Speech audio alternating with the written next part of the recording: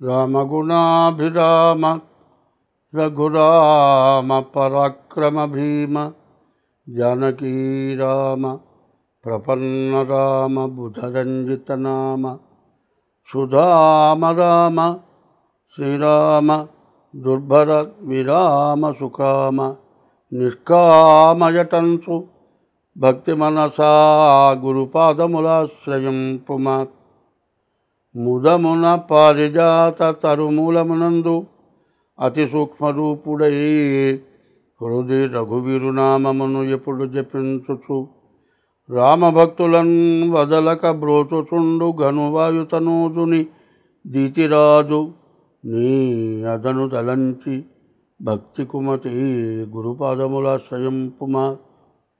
ఇప్పుడు జరిగిపోయిన మే నెలలో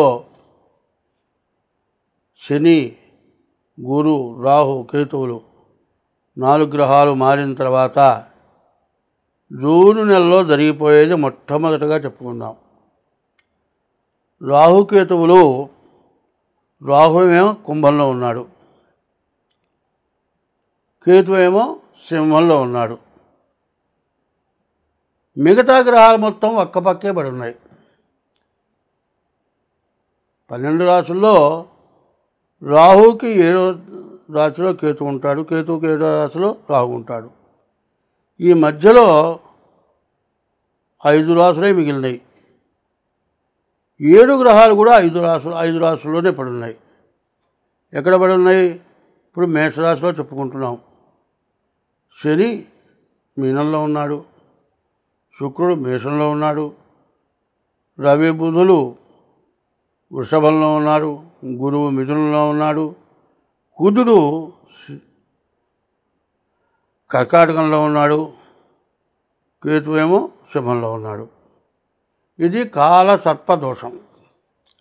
ఎందుకంటే సూర్య చంద్రుడు ఎవరైనా సరే గ్రహణం వచ్చింది అంటే ఆ సూర్యుడు రాహుకేతువుల మధ్యలో పెడితేనే గ్రహణం వచ్చింది. ఇప్పుడు మనకు కూడా గ్రహణం వచ్చింది. ఈ గ్రహణం ఏమిటా అంటే ఒక్కోడు అంటాడు ఏదో పని చేయాలి, మరి అవసరమైన పనులు చాలా ఉన్నాయి, అన్నీ చేయాల్సిందే. అమ్మో ఈ పనులన్నీ ఎప్పటికి చేస్తాను, ఎప్పుడవుతాయి, చేద్దాం, ముందు ఒక పని చేయాలి, పోదాం చేద్దాం అనుకుంటూనే ఉంటాడు. ఏ పని చేయటట్టా కూర్చుంటాడు. 1 రోజు 2 రోజులు 3 రోజులు కూడా గడిచిపోతుంది. కానీ ఇట్లాగే జరిగిపోతుంటుంది. ఏమిటయా అంటే వాడంటాడు అరే నాకు గ్రహణం పట్టిందిరా అంటారు. ఆ గ్రహణం ఏంటంటే రాహుకేతువుల మధ్యలో ఇప్పుడు 2025వ సంవత్సరం జూన్ నెల 12వ రాశి మీనరాశి. ఈ మీనరాశి ఏమిటో చెప్పుకుందాం. శ్రీ మహావిష్ణువు భూమి యందు ఉన్నటువంటి మానవులందరినీ కూడా రాక్షసుల నుంచి రక్షించడానికి రకరకాల అవతారాలు ఇస్తాడు. మీనం అంటే చేప, రాశి అంటే మీనరాశి. విష్ణుమూర్తి మొట్టమొదట అవతారం మత్స్యకూరు. మత్స్యం అంటే చేప అవతారం. 10 అవతారాల్లో మొట్టమొదటి అవతారం చేప అవతారం. అటువంటి మీనరాశి శ్రీ మహావిష్ణువుతో సమానమైనటువంటి రాశి. ఈ రాశికి మరి ఆ లగ్రాశిలోనే శని ఉన్నాడు. ఏలినాటి శని 2వ భాగం 2 సంవత్సరాల 6 మాసాలు జరిగిపోయింది. ఇక 4 రోజుల నుంచి 2వ రాశికి వచ్చాడు. ఒక్కో రాశిలో 2 సంవత్సరాల 6 మాసాలు ఉంటాడు. మారిపోయి 2వ రాశికి వచ్చాడు, మీన రాశికి వచ్చాడు. మీనరాశిలో శని ఉన్నాడు. జన్మరాశి అంటాడు. జన్మరాశి ఎట్లా ఉంటుందో చెబుతా. పసిపిల్లవాడికి ఆకలింది తెలియదు, పాలు పట్టమని అడగడు, మరి లెట్రిన్కి వచ్చింది తెలియదు, టాసు పోసింది తెలియదు. తల్లి పట్టించకపోతే అక్కడే దాంట్లో లెట్రిన్ కూర్చుంటాడు, దాంట్లోనే ప్యాస్ పోస్తాడు, ఒంటి నిండా పూసుకుంటాడు, మరి అరుస్తాడు, కేకలు పెడతాడు, తీరా ఆనందంగా ఆడుతూ ఉంటాడు. ఆడుకుంటున్నాళ్లే తల్లి అనుకుంటుంది. తీరా చూస్తే ఆ పెంట ఒంటి నిండా పూసుకుంటాడు. ఏమిటయా అంటే ఆ పసిపిల్లలు చేసే పని అది. ఒక్కోడు ఏం చేస్తాడు, కాస్త పాకాటం వచ్చేప్పటికి ఆ కూర్చొని అదే నోట్లో పెట్టుకున్నవాడు కూడా ఉన్నారు. అంటే ఇవన్నెందుకు చెబుతున్నా అంటే జన్మ శని. పుట్టినప్పుడు పిల్లలు చేసే పనులన్నీ నీ చేత చేయిస్తాయి. మరి ఏదైనా ఇవ్వకూడని వాడికి ఇచ్చి, దేశం మొత్తం రోసిపోయిన వాడికి అప్పిచ్చి, వాడు డబ్బు లేకపోతే ఏందిరా పెంట తినే పని చేసేవాడికి ఎందుకు ఇచ్చావురా అంటారు. వాడికి ఇచ్చే బదులు పెంట తిన రైతురా అంటారు. ఎందుకంటే వాడికి ఇచ్చిన తర్వాత డబ్బులు తీసుకెళ్ళి తాగి వాడు తలకాయ పాలు కొడతాడు, ప్రాణం తీస్తాడు. అటువంటి వాడికి ఇచ్చామంటారు. ఈ జన్మ శనిలో అబ్బో అసలు ఎవరి వల్ల కాదండి చెప్పటానికి. ఆ నరకం చెప్పగలిగిన నరకం కాదు. ఎక్కడ ఎందుకు పనికిరాడు. ఆఖరికి చచ్చిపోదామని ఎన్నోసార్లు కూడా ప్రయత్నం చేయటం జరుగుతుంది. అట్లాంటి అనుభవం నేను కూడా పొందా. ఆత్మహత్య మహాపాపం, మళ్ళీ జన్మ ఎత్తి ఇంతకంటే రెట్టింపు అనుభవించాలి అని ప్రాణాన్ని నిలుపుకోవడం జరిగింది. అంత చండాలమైన టైం. కాబట్టి ఈ రాశి వాళ్ళు ముందుగా మీ డేట్ ఆఫ్ బర్త్ ద్వారా మీ జాతకం చూపించుకోండి. మీ భార్య బాగా మీకు అనుకూలంగా ఉంటుంది. కుజుడు బాగున్నాడు, కేతువు బాగున్నాడు, అన్నీ బాగున్నాయి. ఎవరి దగ్గర చేతిలో పట్టుకున్న డబ్బులు ఎవరికన్నా ఇద్దామని వెళుతూ ఉంటే చేతిలో ఎందుకు పట్టుకోవాలని జేబులో పెట్టుకోవచ్చుగా. చేతిలో పట్టుకుపోతావు ఆ టైంకి. ఇక్కడేగా పక్కింట్లోగా. ఆ ఇంట్లోకి వెళ్ళే లోపల చేతిలో డబ్బులు పోతాయి. జారిపోయింది కూడా తెలియదు. తీరా ఏం చేయాలని చూస్తే నువ్వు ఆ లోపలికి పోయే లోపల రోడ్డు మీద ఎవడో దొరుకుతాయి, ఎత్తుకుపోతాడు. ఇవ్వాల్సిన వాడితే చివట్టు తింటావు. ఇట్లా జరగరాని పనులు, నమ్మటానికి వీల్లేని పనులు. మరి రేపు ఇస్తాను అని వచ్చి వంగానే ఇవ్వకపోయేటప్పటికల్లా పోయినాయంటే, ఎరా నాకు ఇవ్వకుండా ఎవడికో ఇచ్చి పోయినాయి అంటావా? ఇంట్లోకి తెచ్చాడు, ఇచ్చాడు, ఇంట్లో ఎవడో కాజేసాడు, అయిపోయింది. ఇవ్వాల్సిన డబ్బులు ఇవ్వడానికి కుదరదు. ఇట్లా రకరకాలైన పరీక్షలు శనీశ్వరుడు చేయిస్తాడు.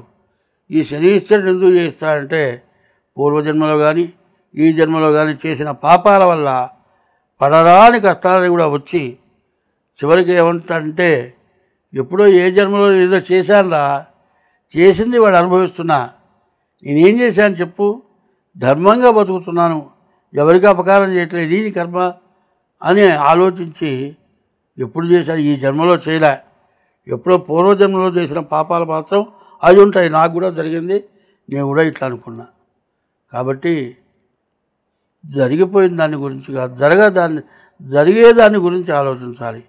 ఈ జరిగేదాన్ని గురించి ఆలోచించాలి అంటే ఉదయం పూట సూర్య నమస్కారం చేయండి. తర్వాత ప్రతిరోజు దేవాలయానికి వెళ్ళండి. ప్రతిరోజు కూడా ఇంట్లో దీపారాధన, సూర్యోదయానికి ముందు దీపారాధన చేసి నమస్కారం చేయండి.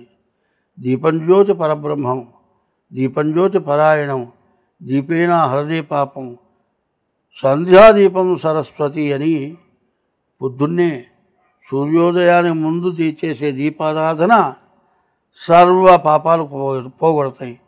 ఈ రాశివాళ్ళు శనికి 19,000 జపం తప్పనిసరిగా వెంటనే చేయించుకోవటం, డేట్ ఆఫ్ బర్త్ ద్వారా జాతకం చూపించుకోవటం.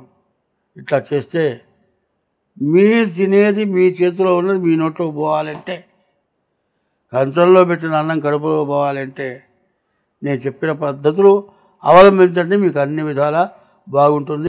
అన్ని రాసుల వాళ్ళు చేయదగిన పని ఒకటి చెబుతా. అన్ని రాసుల వాళ్ళే కాదు, అందరూ చేయదగిన పని. డబ్బులున్నవాడు చేయొచ్చు, సంపాదించేవాడు చేయొచ్చు, ఏ లోటు లేకుండా బతికేవాడు కూడా చేయొచ్చు. ఇది నీకే కాదు, ఎంతోమందికి మేలు చేయడానికి కూడా నీకు అవకాశం ఉంటుంది. అది ఒక పద్యం ఉంది, చెబుతాను. అన్ని రాసులకి ఉపయోగపడుతుంది. ఇదివరకు చేసిన పాపాలని కూడా హరించుకుపోతాయి. మరి నీకున్న బాధలన్నీ తొలగిపోతాయి. ఏమిటాయి అంటే, అన్నదానము కన్నా అధిక దానము లేదు. దానాల అన్నింటిలోకి అన్నదానాన్ని మించిన దానం లేదు. ఎట్లా అంటే ఓ చోట అన్నదానం చేస్తున్నారు అనుకోండి, సరైన నీకు జ్ఞానం ఉంటే ఒక 5 కిలోల బియ్యపన్నం, ఓ సాంబారు లేకపోతే పప్పు తీసుకొని వెళ్ళి పెట్టడం మొదలు పెడితే ఏమవుతుంది, వాళ్ళు ఒక 100 మందికే పెడదాం అనుకున్నారండి, ఇంకో 25 మంది వస్తే నీవు తీసుకెళ్ళిన అన్నం అన్నదానానికి ఉపయోగపడుతుంది. అన్నదానము కన్నా అధిక దానము లేదు. రెండోది ఏంటి, తల్లిదండ్రుల కన్నా దైవమేరి. జన్మనిచ్చిన తల్లిదండ్రుల కంటే వేరే దైవం లేరు. వాళ్ళని ఎప్పుడు కూడా సుఖంగా సంతోషంగా చూడటం చాలా అవసరం. కాదు, నీ పెళ్ళాం అన్నం పెడుతుంది, నీ పెళ్ళాం మంచిదే కావచ్చు, నీ లెక్కలో నీ పెళ్ళాం మంచిది కావచ్చు, కానీ ఇంటికి వచ్చిన తర్వాత అమ్మ అన్నం తిన్నావా, నాన్న అన్నం తిన్నావా అని వాళ్ళని అడిగి, ఏవే మా అమ్మకి మా నాన్నకి అన్నం పెట్టావా, మా అమ్మని మా నాన్న జాగ్రత్తగా చూస్తున్నావా అంటే పెళ్ళాం అన్నం పెట్టకపోయినా సంతోషపడతారు. నా కొడుకు మమ్మల్ని బలికరించాడు అని సంతోషపడతాడు. అదే కాదు, ఎప్పుడు కూడా చెప్పుడు మాటలు వినకూడదు. మీ అమ్మ నన్ను ఇట్టా అంది, మీ నాన్న అట్టా అన్నాడు అని విని తల్లిదండ్రుల మీద ఎగబడకుండా నిజంగా అన్నారా లేదా చాటుగా ఎంక్వైరీ చేసుకోవటం మంచిది. తల్లిదండ్రులను చూసుకోవాలి, జీవితానికి ఉపయోగపడే భార్యను కూడా చూసుకోవాలి. అన్నదానము కన్నా అధిక దానము లేదు. ఒకటి అన్నదానం, ఒకటి తల్లిదండ్రుల కన్నా దైవమేరి. తల్లి తండ్రి తర్వాత భార్య కూడా, వాళ్ళని మించిన దైవం లేరు. తల్లిదండ్రుల కన్నా దైవమేరి. సత్యశీలత కన్నా జగతి తపం వేది. అబద్ధం ఆడకుండా ఉండటం. శీలత అంటే పరస్త్రీ వ్యామోహమే చెప్పాల్సి వస్తుంది. ఒక్కటే ఆడమనిషి దొరికింది అంటే ఏ రకంగానైనా సరే, బలవంతానైనా సరే చెడగొట్టే మనస్తత్వం ఉన్నవాళ్ళు చాలా ఎక్కువ మంది ఉన్నారు. కానీ ఇంత జరిగిన తర్వాత ఇంట్లో సీసీ కెమెరా దొరుకుతుంది, పట్టుకుంటారు, ఇక సాక్ష్యాలు అక్కర్లా, జీవిత ఖైదు పడుతుంది. చీ చీ చీ చీ చీ, ఒక్క నిమిషం కోసం ఎంత పాపం చేశారా. సత్యం అబద్ధపడకుండా ఉన్నా కూడా ఒక్క పరస్త్రీ వ్యామోహంతో నాశనం అయిపోయినావు. సత్యశీలత కన్నా జగతి తపం వేది. జగతిలో తపస్సు ఇంకోట్లేదు. దయ కంటే ఎక్కువ ధర్మం ఏది. దయ ఎట్లా ఉంటుందంటే, ఒక కుక్కో ఆవో బర్రో పడి కాలిందండి, పడిపోయింది, అందరూ చూస్తూ పోతున్నారు. ఎందరో నాలుగు తాపుతుంది. దానికి కాస్త మంచిలో పోస్తే, దానికి కాస్త నీడ కల్పిస్తే పైన కూడా ఏందో తెలుసా, ఇతర ఈ జాతులకి, 4 కాళ్ళ జంతువులకి మందుతో పని లేకుండా అవే కట్టుకుంటాయి. 10 రోజుల తర్వాత అవే లేచి నడుస్తాయి, కట్టించక్కర్లే.